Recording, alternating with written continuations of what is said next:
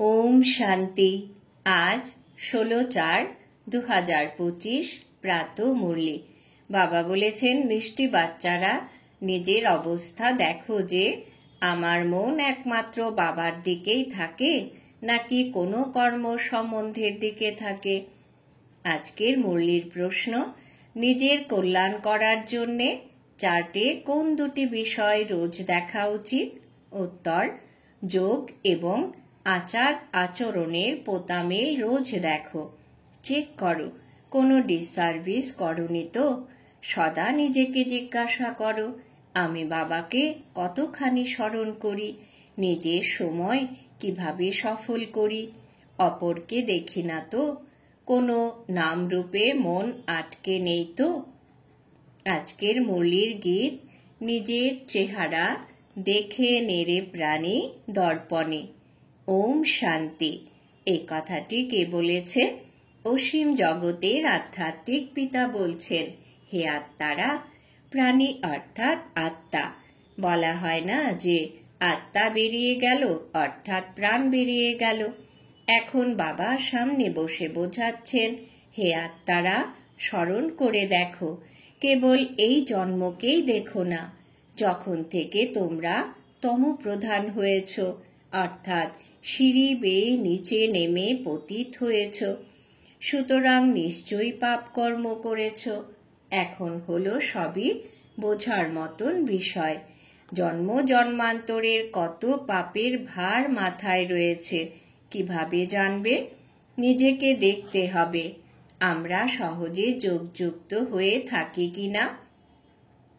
বাবার সাথে যত যত ভালোভাবে যোগযুক্ত হয়ে থাকবে ততই বিকর্ম বিনাশ হবে।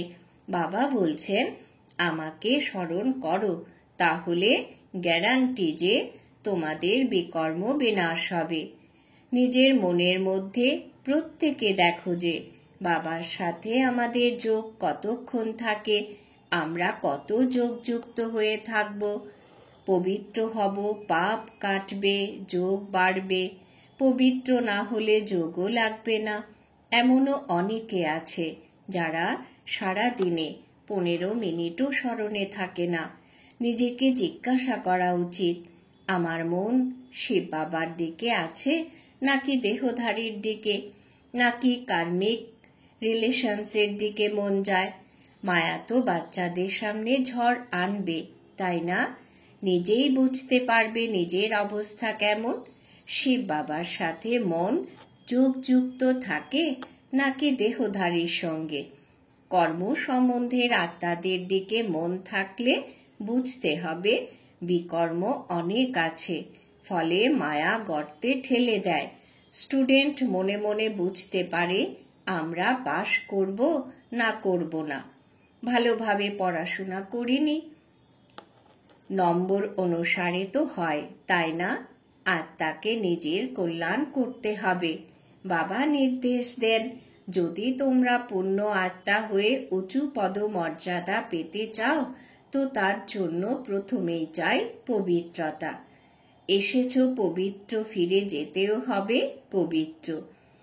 পতিত কখনো উঁচু পদ প্রাপ্ত করতে পারে না। সদা নিজের মনকে জিজ্ঞাসা করা উচিত, আমরা কতক্ষণ বাবাকে স্মরণ করে থাকি, আমরা কি করি? এই কথা তো নিশ্চিত যে যারা পেছনের দিকে বসে আছে সেই স্টুডেন্টদের মনে অনুশোচনা হয়।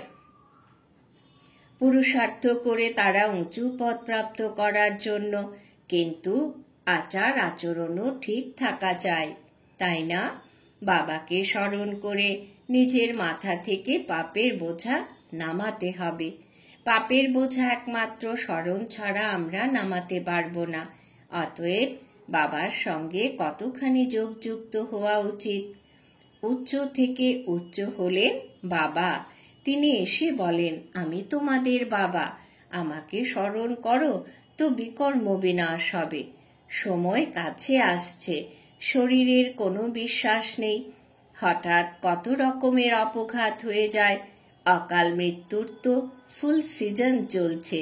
অতএব প্রত্যেককে জিজ্ঞাসা করো, নিজের চেকিং করে নিজের কল্যাণ করতে হবে।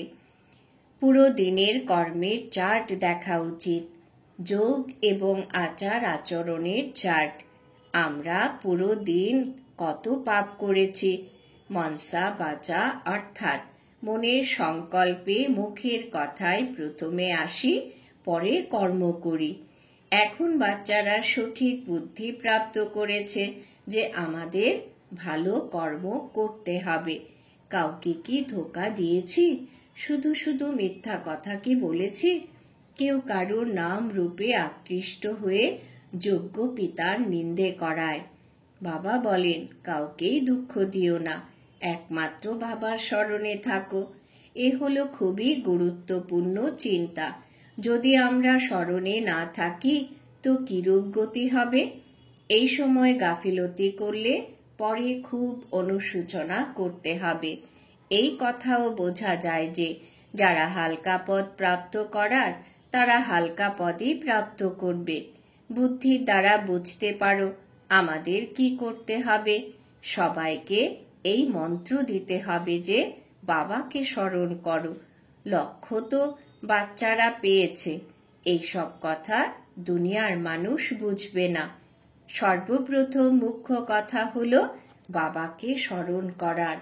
রচয়িতা ও রচনার নলেজ তো পেয়েছ, রোজ কোনো নতুন পয়েন্টও দেওয়া হয় বোঝানোর জন্য, যেমন বিরাট রূপের চিত্র।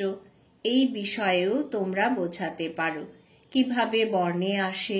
এই চিত্রটিও সিঁড়ির পাশে রাখার চিত্র।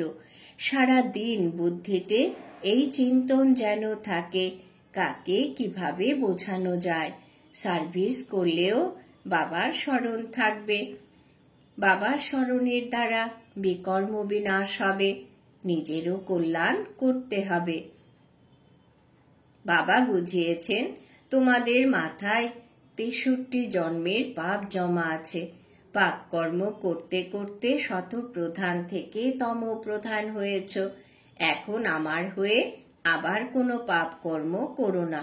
মিথ্যে প্রবঞ্চনা, ঘর সংসারে ভাঙন ধরানো, শোনা কথায় বিশ্বাস করা, এইসব কুকর্ম খুবই ক্ষতিকারক। বাবার সাথে যোগযুক্ত হতে দেয় না, সুতরাং কতখানি পাপ হয়ে যায়। গভর্নমেন্টের এমন লোকও থাকে যারা গভর্নমেন্টের গুরুত্বপূর্ণ গোপনীয় কথা শত্রু দেশগুলোকে জানিয়ে দিয়ে অনেক ক্ষতি করে। তখন তাদের কঠিন দণ্ড ভোগ করতে হয়। তাই বাচ্চাদের মুখে সর্বদা জ্ঞান রত্ন থাকা উচিত।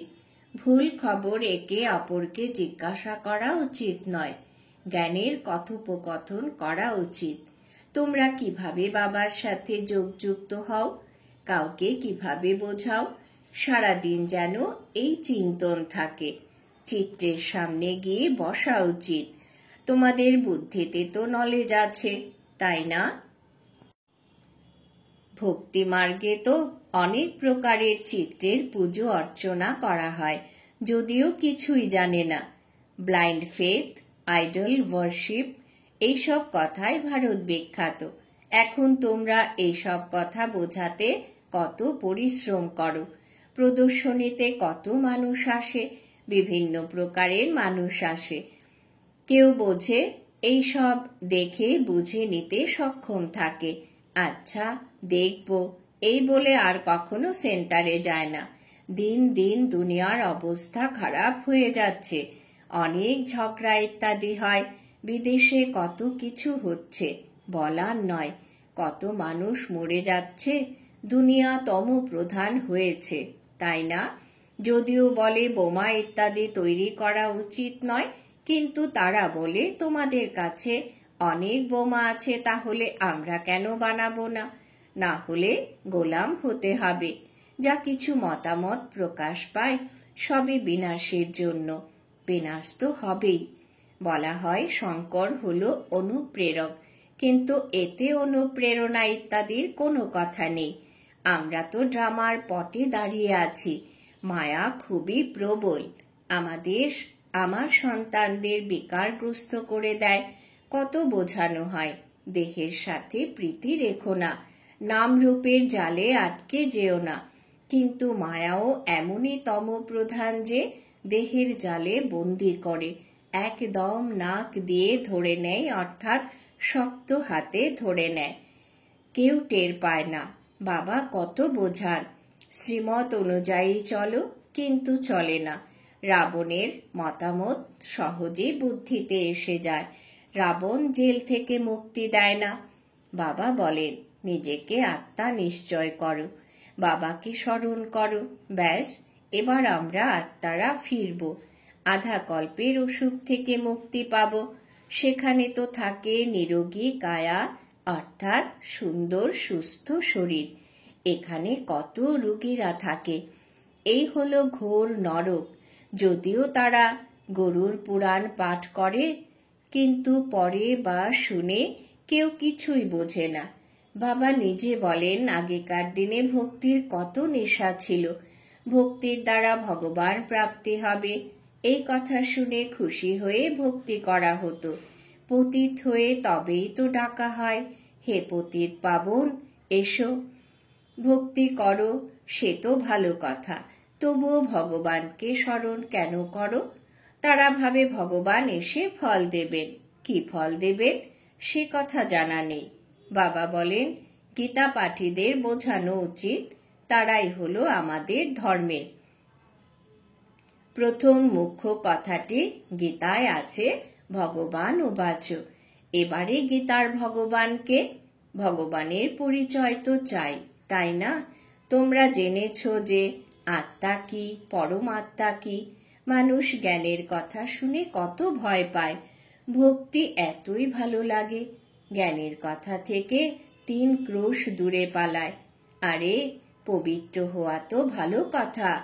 এখন পবিত্র দুনিয়া স্থাপন হচ্ছে, পতিত দুনিয়ার বিনাশ হবে, কিন্তু কেউ শোনে না।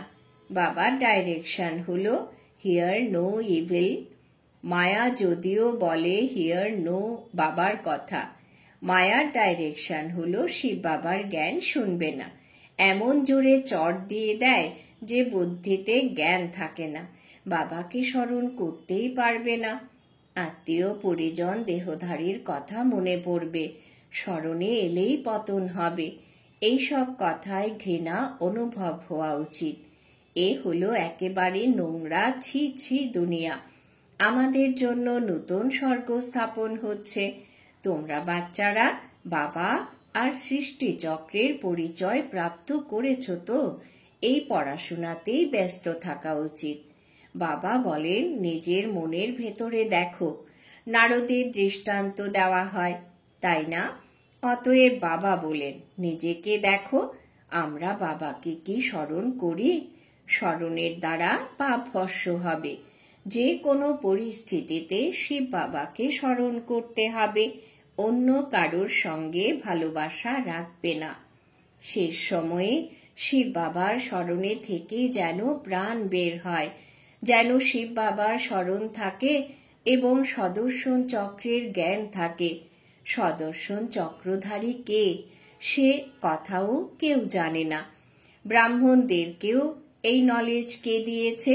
ব্রাহ্মণদের সদর্শন চক্রধারী কে বানিয়েছে? পরম পিতা পরমাত্মা বিন্দু। তাহলে উনিও কি সদর্শন চক্রধারী? হ্যাঁ, সর্বপ্রথমে হলেন তিনি। তা না হলে আমরা ব্রাহ্মণ, আমাদেরকে কে বানাবে?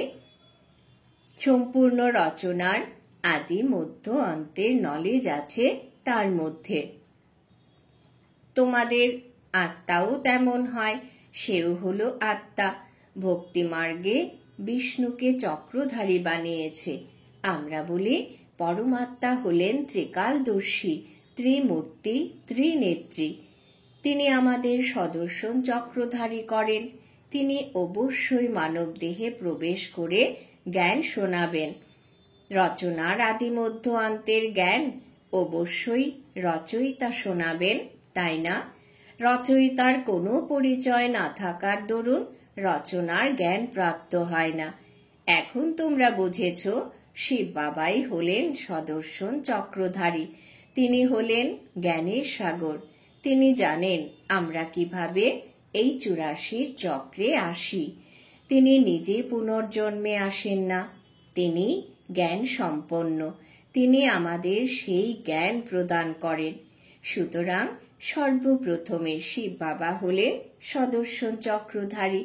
শিব বাবা আমাদের সদর্শন চক্রধারী করেন, পবিত্র করেন, কারণ তিনি হলেন পতিত পাবন, রচয়িতাও তিনি। বাবা নিজের বাচ্চাদের জীবন সম্পর্কে জানেন, তাই না? শিব বাবা ব্রহ্মার দ্বারা স্থাপনা করেন, কর্ম করান তিনি, তাই না? তোমরাও শেখো, শেখাও। বাবা পড়ান, তারপর বলেন অন্যদের পড়াও। সুতরাং শিব বাবাই তোমাদের সদর্শন চক্রধারী বানান। তিনি বলেন সৃষ্টির সম্পূর্ণ জ্ঞান আমার আছে, তাই তো তোমাদের জ্ঞান শোনাই। অতএব 84 জন্ম কিভাবে নিয়েছ, এই 84 জন্মের কাহিনী বুদ্ধিতে থাকা উচিত। এই নলেজ বুদ্ধিতে থাকলেও চক্রবর্তী রাজা হতে পারবে। এ হলো জ্ঞান। যদিও যোগের দ্বারা পাপ বিনষ্ট হয়, সারা দিনের কর্মের চার্ট রাখো। স্মরণ না করলে কর্মের চার্ট কিভাবে রাখবে? সারাদিন কি কি কর্ম করেছ সেসব তো স্মরণে থাকে, তাই না? এমনও মানুষ আছে নিজের কর্মে চার্ট রাখে, কতগুলি শাস্ত্র পাঠ করেছি, কত পুণ্য কর্ম করেছি। তোমরা তো বলবে কতক্ষণ স্মরণ করেছি, কতখানি খুশির অনুভূতি নিয়ে বাবার পরিচয় দিয়েছি। বাবার কাছ থেকে যে জ্ঞানের পয়েন্ট প্রাপ্ত হয়েছে সেসব ক্ষণে ক্ষণে মন্থন করো। যা জ্ঞান প্রাপ্ত হয়েছে সেসব বুদ্ধিতে স্মরণ রাখো। রোজ মুরলি পড়ো, সেও ভালো। মুরলিতে যে পয়েন্ট দেওয়া আছে সেসব ক্ষণে ক্ষণে মন্থন করা উচিত, অর্থাৎ মনন চিন্তন করা উচিত। এখানকার বসবাসকারী আত্মাদের চেয়েও বিদেশে বাস করা আত্মারা বেশি স্মরণে থাকে। কত বান্ধিলি আত্মারা আছে যারা বাবাকে কখনো চোখে দেখেনি, তবুও কত স্মরণ করে। নেশায় মত্ত হয়ে থাকে, ঘরে বসে সাক্ষাৎকার হয় বা খুব সহজভাবেই শুনে শুনে নিশ্চয় হয়ে যায়। সেই জন্য বাবা বলেন অন্তরে নিজের ট্রেকিং করতে থাকো। আমরা কত উঁচু পদ প্রাপ্ত করব? আমাদের আচার আচরণ কিরূপ? কোনো খাবারের প্রতি লোভ নেই তো? কোনো অভ্যাস থাকা উচিত নয়। মূল কথা হলো অব্যভিচারী স্মরণে থাকা। মনে মনে নিজেকে জিজ্ঞাসা করো, আমরা কাকে স্মরণ করি, কতক্ষণ অন্যদের স্মরণ করি? নলেজও ধারণ করতে হবে, পাপও বিনষ্ট করতে হবে। অনেকে এমন পাপ কর্ম করেছে যে বলার নয়। ভগবান বলেন এই কর্ম করো, কিন্তু তারা বলে দেয় পরের বশে বশীভূত, অর্থাৎ মায়ার বশে বশীভূত আছি। আচ্ছা, মায়ার বশেই থাকো, তোমাদের শ্রীমত অনুযায়ী চলতে হবে, নতুবা নিজের মতে। দেখতে হবে এই অবস্থায় আমরা কতটা পাশ করব, কি পদ প্রাপ্ত করব।